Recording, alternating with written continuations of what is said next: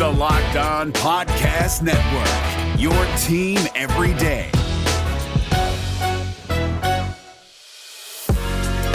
You are Locked On NBA, your daily NBA podcast.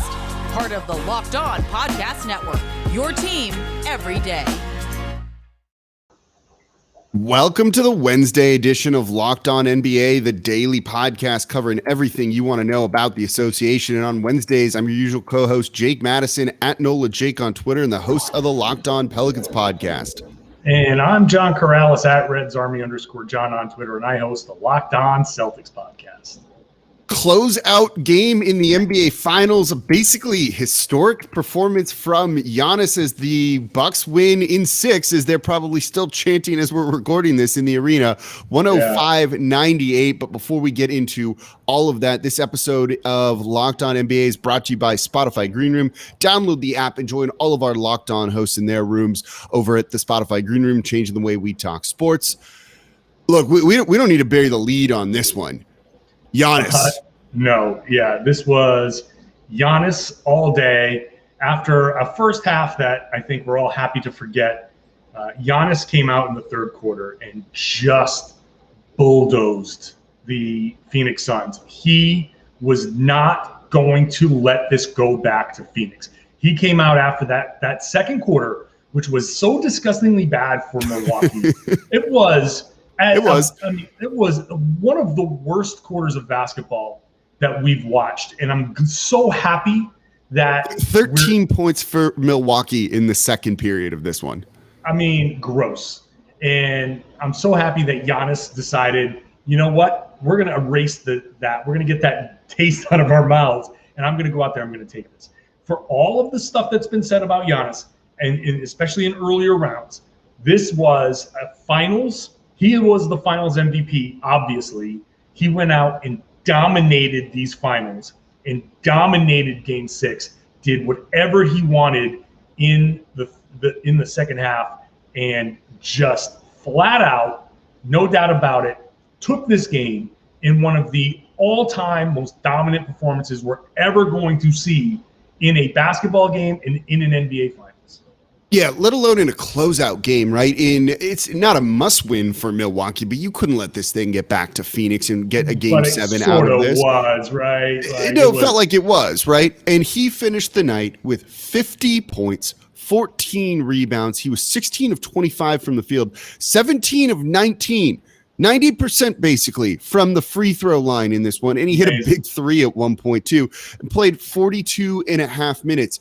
It's an epic performance. And you and I, when we were texting before the game tipped off to try and figure out what we might cover, we do a little bit of planning beforehand. I was like, if the game's not great, maybe we touch on Giannis and his legacy. And you had texted back to me, John, I think it's kind of too early for that. Yeah. Then this happens and he puts up 50. And again, you've seen the 50 for 50. It's been 50 years since the Bucks won a title. He put up 50 in the closeout game. It's like a storybook here.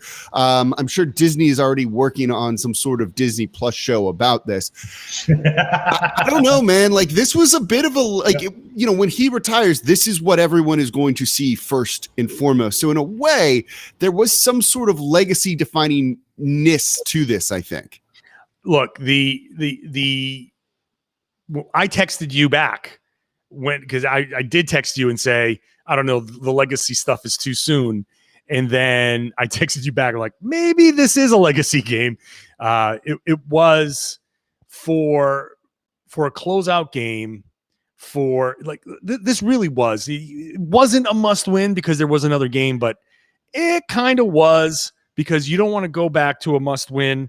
And you don't want to give Phoenix life. Like Giannis just did whatever needed to be done. One of my favorite things that he did at the end there was he had that dribble handoff to Chris Middleton for a clutch jumper. After everything that Giannis did, after all of the domination, he saw the right play and he made it. And that's the beauty of Giannis Antetokounmpo. Like, he spent this entire series, he spent this entire season becoming more of a screener, becoming more of a a guy that facilitates for his teammates and not just the guy that runs roughshod through defenses. So for Chris Middleton to hit that shot was huge, but for Giannis to say, "Oh, this is the right play, I'm going to make it," that was an amazing example of the Bucks team basketball and Giannis making just the right plays. No, that's a really great point. He was incredible basically in all facets of this game, whether it was scoring in the paint, whether it was trying just to do the right thing. And the two-man game between him and Chris Middleton was very much on display, and especially down the stretch, as you said. Let's also not forget about him on defense, right? 5 blocks in this one. Could have been 6 if it wasn't for a goaltend call they gave him. Like the way to describe him in this game, would you call it relentless? Like that's what jumps to mind whenever I start thinking about this in the immediate aftermath. Just relentless in attacking both offensively and defensively in this, where at one point the Bucks couldn't do anything. No one else was stepping up for them in this game. Chris Middleton hadn't got going. You didn't see a great performance for a while outside of Drew Holiday in this one. And it was Giannis doing everything other than some like crazy Brook Lopez couple of minutes that we saw in this. It was Giannis. And he just dragged this team relentlessly. Like he was just not going to let them lose. We use the cliche, he wanted it more. This team wanted it more. And so rare, rarely do we get to see someone who really does want it more. Like that. I hate when people say that because it's just a catch-all kind of, no, it's one team played better than the other. This really was a case of Giannis found a way and just whatever he wanted to do, he did it. There was nothing. DeAndre Ayton, I felt bad for DeAndre Ayton at some point because there was nothing he could do. And he was a guy who had guarded Giannis fairly well, guarded him well during the regular season. Oh, yeah. Earlier in the first 2 Phoenix wins, he guarded. He was huge in those games, kind of limiting him. Yeah. Yeah. And then all of a sudden, the fouls became an issue because Giannis decided, I'm going to do this. I am sick of DeAndre Ayton being the guy that's the Giannis stopper. Like I'm not having that anymore. I'm done with this narrative. I'm done hearing Kendrick Perkins talking about Robin to Chris Middleton Batman. I'm done with all of that stuff. Giannis went out there and took it. There was nothing that Phoenix could do. He took that game. Wherever he wanted to go on the floor, he got there. Everyone knows where he's spinning, and he still spun there. It was just an amazing. We can talk here for 2 hours about Giannis. We could do the entire show on this, like easily. He came out of the gate like this too. He had the block on the first possession against, I forget, I think it was Bridges, and then scored in transition right down the court after that block. It was unbelievable. You could kind of see that we were maybe in for something special, and you could see the emotion on him after. Like talk about like a good finals and a good guy winning and kind of getting the credit and recognition he deserves. And you mentioned Kendrick Perkins, who's been calling Giannis Robin for a while. I think that goes and is officially buried. Also, did you see Perkins tweeted during this game saying Giannis is having like one of the all-time great finals games? And it's like, wait a second here. Yeah, no, that's look, I love Perk. But when your job is to be outlandish and bombastic and to say these crazy things, it doesn't matter how wrong you were before. You just switch to the next thing and you move on. Because people will just forget because the next outlandish thing that you say becomes the focus. And people forget that you called Giannis Robin and he comes out there and he scores. How many points did he score in 6 games? I feel like he scored like 300 points in these 6 games. Probably. So it's ridiculous. But Giannis outscored Chris Paul and Devin Booker combined. That says something right there. He had more blocks than the entire Phoenix Suns himself. So he was out there on a mission. 16 of 25, 17 of 19 from the free throw line. Just a ridiculous performance. I can't sing his praises enough. And you know what? This will lead us into our next segment. stuck with the Milwaukee Bucks. Didn't pull other superstar stuff when everybody, including us, did shows, wrote things, trying to trade him. He's stuck with Milwaukee. He wanted to win one in Milwaukee. He wanted to be the guy who led a Milwaukee Bucks team to a championship, and he did it. No, that's good. And that does lead us into the next segment, which will be coming up here next. We got a lot more to talk about the Milwaukee Bucks. We'll get into some Phoenix Suns talk too, because, hey, they were in the finals, even if they didn't win, and they had a great season as well. But before we get to all of that, today's episode of Locked On NBA is brought to you by Spotify Green Room. Green Room is the first social audio platform made for sports fans. The app is free to download, and once you're in, you can talk with me, other fans, athletes, and insiders in real time about your favorite team or sport. It's basically on-demand sports talk radio. Get in there and have a conversation and share your thoughts and listen to what experts have to say in a more relaxed setting. I usually host rooms Wednesday afternoons. John, you host them on Friday, correct? Generally on Fridays, yes.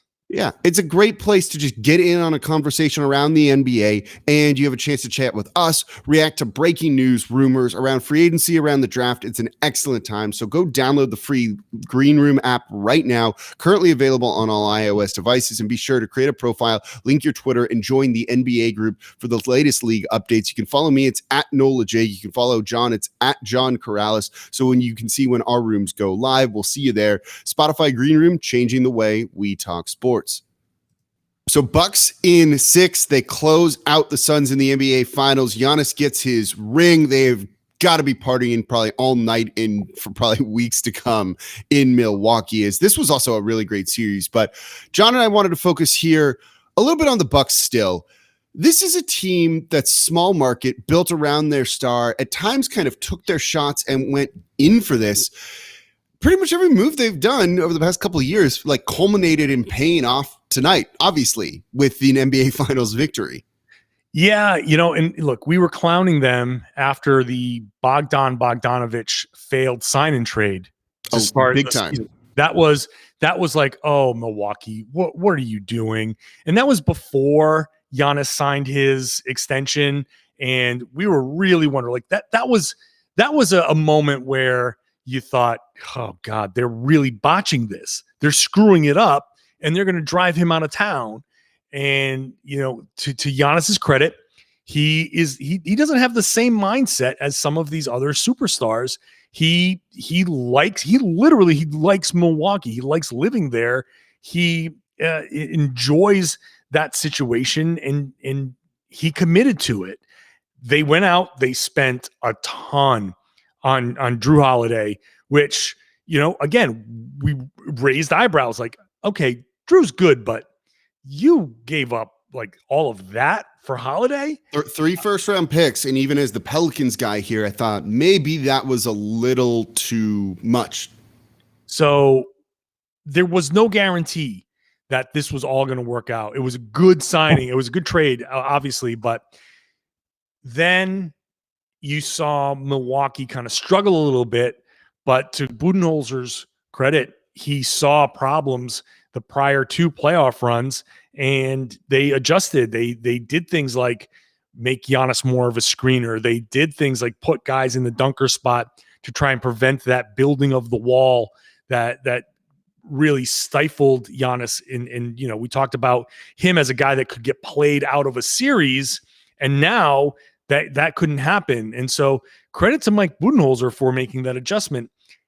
A guy that hasn't been given credit for making adjustments, and for good reason. We clowned him on game 1, right? Like, he had made pre-adjustments before the series even started. Right. He's someone I want to touch on for a second, because he actually got better as the series went on, didn't he? Like, we've made a lot of fun of him. We thought maybe he would get fired. Rick Carlisle might have resigned to take this job, thinking that Coach Bud was going to get fired.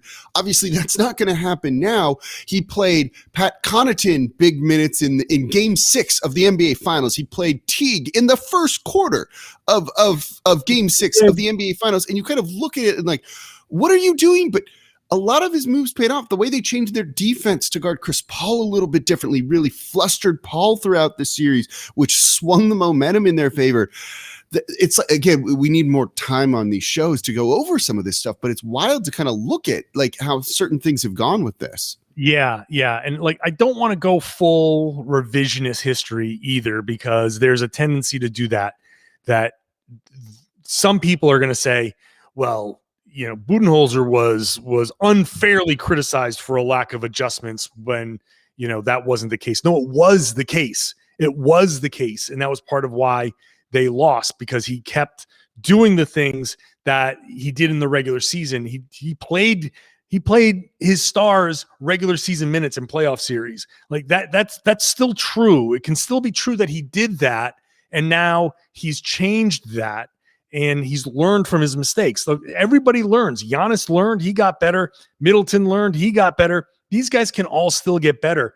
And that's true of the coach, who did make some good calls. And, credit to him, credit to the assistant coaches. Like, some of his assistant coaches are going to start getting even more shine now. The next round of coaching vacancies, Darvin Ham is going to start getting even more buzz. He got plenty, but he's going to get even more moving forward. Like, that type of stuff, it permeates through the staff. But Budenholzer deserves the credit. The way they deployed Drew Holiday was really great defensively. The way they changed some of the pick and roll that they did with Middleton and with Giannis throughout the series was a wrinkle that Phoenix wasn't ready for. And, and also you got to give credit to the role players. I wanted to mention Bobby Portis. I was going to say, we can't go halfway through a podcast, and not mention Bobby Portis. Right? Like, how can we wait this long to mention Bobby Portis? Okay, off the top of your head, do you know how many points he scored? I want to say like 11. Okay, so he scored 16 in this game, and they were like 16 big points, 2 big threes in this one. Had some fun with Chris Paul too. At one point, probably midway through the third, if you had told me he had like 30, I think I would have believed you. His impact felt so great in this one to me. And throughout the series, as you said, those role players needed to step up, and you had a night here where Drew Holiday's shooting was off. He was 4 of 19 from the field. You needed a guy like Bobby Portis to step up and carry some of that offensive load. Yes. But also, I do want to give Holiday some credit. No, he deserves a ton. He deserves a ton, and there's not one person I am happier for in this series than him. Sure. And yes, obviously for great reason, but also he didn't let what I want to give him credit for is he didn't let the tough shooting night bother him. He had a huge 3-pointer in the fourth quarter that he stepped into confidently that maybe some guys with that kind of shooting night would not have taken. And he stepped up and he took it and he drilled it. And so to keep that confidence up to say, hey, look, this is a shot that I can make. And he made it. So, and offensively, I kind of consider Holiday as one of those role players, because he's like their third best player, but he is certainly much more defensive oriented, and he made some great defensive plays throughout the series. In this game, he's again, the way they used him to come in, and whoever was hot, it's like, okay, you're guarding this guy. Booker's going off, Holiday. Chris Paul going off, Holiday. Like it's wild to see, but for him to hit a huge shot in that fourth quarter, Bobby Portis scored 6 fourth quarter points, same as Middleton. That's wild to me.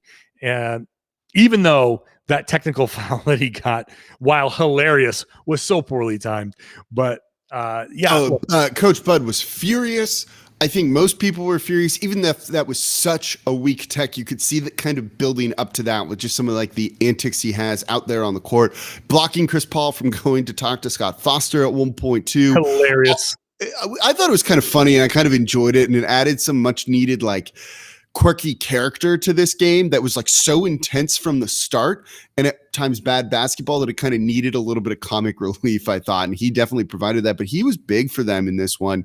And Chris Middleton hitting that huge contested, like mid-range leaner to go in was big down the stretch. They have I look at this team and it's like they have the right kind of role players, and that's something to kind of like keep in mind too, right? Everyone knows their role. Middleton knows when he needs to step up, and he's very good at coming through in those clutch moments. That bucket he had was massive when the Suns were threatening to maybe keep this closer or pull the momentum away. They got it within 6. They kept it there for a little bit.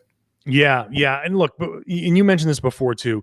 I have to acknowledge Brook Lopez for that few minutes in the third quarter where he took over, that huge poster dunk on Ayton, and then a floater, another oddly, odd angle drive, shot put thing he did. Yes, which we shouldn't be surprised that he does it because he's done that before. Like, that's not an oddity for Brook Lopez, but every time he does it, it just looks like it should be an oddity. Like that, a Brook Lopez floater. Are you kidding me?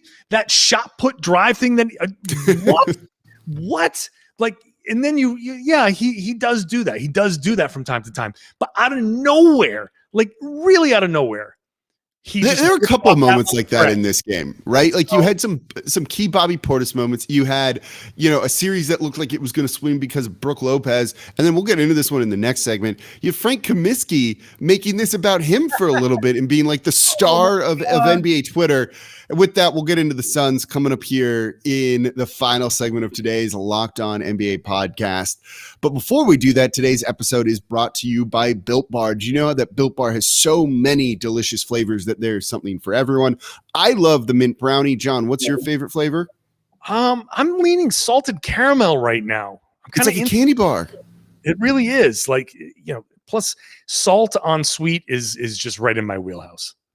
I think the double chocolate's a little underrated because it's almost like creamy and a different consistency than some of these, like unlike any other protein bar I've ever had, which are often just dry. They're chalky. You got to kind of like chug down a bottle of water with them. But if you want to try all of the flavors and discover which one your favorite is, you can get a mixed box where you're going to get 2 of each of the 9 different flavors. And not only are these delicious and the best tasting, they're healthy too. 17 to 18 grams of protein, calories ranging from 130 to 180. So you're not wasting all the cardio you just did. Only 4 to 5 grams sugar and only 4 to 5 grams net carbs. They're all amazing tasting. They're all healthy for you. Plus, they have special limited time flavors, so you always want to check the website to see what's going on over at Built Bar. So go to Built.com, use promo code LOCKED15, and you're going to get 15% off your next order. That is LOCKED15 for 15% off over at Built.com. And Built Bar is the official protein bar of the U.S. track and field team. Today's episode of Locked On NBA is also brought to you by RockAuto.com. You want to keep your car running. It's how you get around. It's kind of important. And if you have ever tried to take your car into a dealership or a mechanic right now, they're backed up like 6 months. So if your car is broken down, you've got to try doing it yourself right now. And you don't want to spend more money when buying auto parts. So that's why you want to go to RockAuto.com. Do not choose to spend 30, 50, even 100% more for the same parts from a chain store or a car dealership. I just replaced an air conditioning condenser on one of my cars. This thing on RockAuto.com was $282 cheaper than one of the chain stores. I saved a bunch of money that just goes right back into my pocket to use on anything else that I want other than overpriced auto parts. Rock Auto prices are reliably low for every single customer. So go explore their easy-to-use website today to find the solution to your auto parts needs. Go to rockauto.com right now to see all the parts available for your car or truck. Right, Locked On in there. How did you hear about us box so they know we sent you? Amazing selection, reliably low prices, all the parts your car will ever need over at rockauto.com. So we've been talking a lot about the Milwaukee Bucks. They just won the NBA title in 6 games over the Phoenix Suns, winning game 6, 105-98. Giannis with an all-time performance, 50 points for the 50 years that it's been since the Milwaukee Bucks won a title. But look, the Phoenix Suns were in here. This was a really great series. This was one of the better NBA finals I think we've had over the past decade or so. They deserve a ton of credit for the turnaround that they had over the past decade, not making the playoffs to getting into the NBA playoffs. Does it start with Devin Booker? Does it start with Chris Paul? Does it start with Monty Williams? How do you kind of look at their season and what they were able to accomplish? I mean, I think this season does start with Chris Paul, starts and ends with Chris Paul, because it was what Milwaukee was able to do to Chris Paul and kind of neutralize him that changed the entire direction of this series. And look, who knows? I wouldn't be surprised if Chris Paul went out and had 3 separate surgeries this offseason. So that's part of being a 36-year-old aging superstar. There's only so much that he can do. But what he did for this team, raising its level, obviously no one expected this. And people will say, hey, if LeBron was healthy, if AD was healthy, if certain other things, if other people were healthy, but look, you only get what you get in front of you. Fact is that they weren't, and those other teams weren't good enough to get past those injuries. Chris Paul was hurt in these playoffs. Other guys have been hurt. They still managed to get themselves to the NBA Finals and hold a 2-0 lead in the NBA Finals. And that's not nothing. So we got to make sure that we give the proper credit. I think the relationship between Chris Paul and Monty Williams was huge. I think Devin Booker kind of, I don't want to say stepping aside, but sacrificing a little bit of his game and learning how to play with Chris Paul. I think that was an important development for them this season. I think what this series kind of taught us is they could use another guy. They could use their own Drew Holiday type of player. So it's going to be interesting to see what moves they make in the offseason. I don't know what Chris Paul can do. Like the questions after every Chris Paul season is how much does he have left? And he clearly has something left, but if they're going to try to come back, if they're going to try to get back into the situation and win next time, they are going to need some more help. So I got to give them a ton of credit. And Monty obviously was, just phenomenal. And I feel great for all his accomplishments and feel bad that he couldn't get all the way through. But as much credit as I want to give them, it does highlight like they still are missing that one extra guy that they can count on when, okay, you want to take away Chris Paul, Devin Booker's going to do his thing, and we still have this other guy you got to account for. It's interesting that you say that because that's kind of the thing I saw about halfway through the game here with them. They kind of went away from ball movement and what their identity was offensively at times, right? And they just kind of started going into, and Jeff Van Gundy kept calling it out, like just long possessions that were like ISO heavy that took too long to develop, and it left just a weird bad shot. Like Devin Booker was 0 for 7 from 3 in this one, and it makes his stat line look weird, but he was kind of bad driving. Like how many in the second half bad shots did he take that was either blocked by Giannis or stripped because he's just trying to drive into traffic, no one's moving, and he's just kind of stuck there, right? It feels like they need another like mini Chris Paul, another point guard to keep the ball moving for them at times when they start to get a little bit rattled, and they seemed rattled in this one. I've said all season long, they look like a really well-coached team. They started to kind of come unglued in this one, and maybe it's just the stakes of it, right? Maybe it's game 6 on the road and a closeout game for a young team that's never been here before, and so it makes a lot of sense. If they use this as the right kind of learning experience, they can come back and maybe have that. I don't know what the word for it is. It's not maturity, experience, maybe to kind of, act like you've been there before in a sense. But they need either someone that can calm them down or keep their offense going to get back to this level next year and be as competitive as they were. And Devin Booker just said, I saw the quote from his post-game interview, it's championship, or bust next season for them. That's kind of the level of expectations that they're setting for themselves. They're definitely a postseason team and look like they'll be back, getting out of the first round next year, let's say. But the road's going to be pretty tough for them if they don't find that missing piece. Right. And that, off the top of my head, I'd say that missing piece is going to have to be DeAndre Ayton.